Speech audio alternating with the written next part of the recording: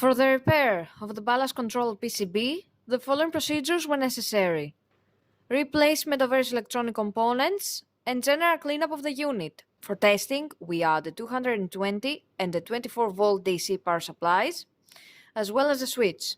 By pressing the switch, the lamps light up, and by letting go, the lamps switch off at a slight delay.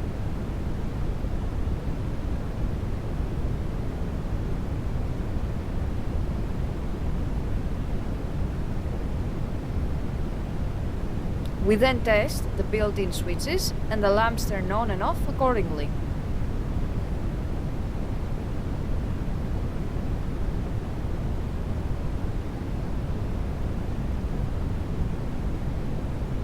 No further testing is possible due to lack of additional units. It is now clear that the PCB is working successfully and is ready to be delivered to the customer.